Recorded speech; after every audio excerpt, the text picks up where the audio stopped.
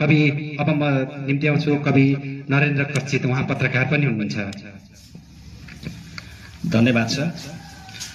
Radio Dhankuta 106.2 मेगाहर्जको Facebook लाइभबाट हेरिराख्नु हुने सम्पूर्ण महानुभावहरू र यसमा यो चियासँग कवितामा उपस्थित सम्पूर्ण महानुभावहरूलाई म विश्व कविता दिवसको मङ्गलमय शुभकामना व्यक्त गर्न चाहन्छु।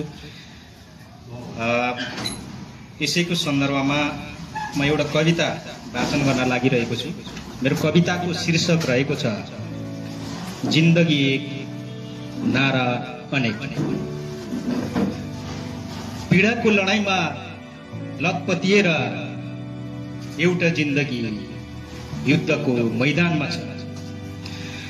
पीडाको लडाईँमा लतपतिएर एउटा जिन्दगी युद्धको मैदानमा छ।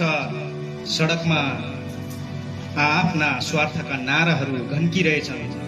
फेरि उनी कर्कश जिन्दाबाद र मुर्दाबाद। जीवनको उर्वरता युद्धले निलिदियो, पिसिदियो चटनी झैं सपनाहरू। जीवनको उर्वरता युद्धले निलिदियो, पिसिदियो चटनी झैं सपनाहरू। होला नि त एक दिन एकचोटि पक्कै बनेर प्रतीक्षाले आशा जगाइरह्यो। बनाउँछु भन्नेहरू बनिएर गए। र आज फेरि सडकको चौबटोमा बसेर हेरिरहेछ जिन्दगी। र आज फेरि सडकको चौबाटोमा बसेर हेरिरहेछ जिन्दगी स्वार्थीहरूको झन्काई।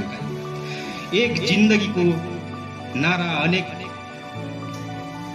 एक जिन्दगीको नारा अनेक।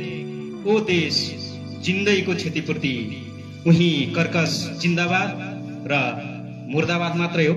धन्यवाद।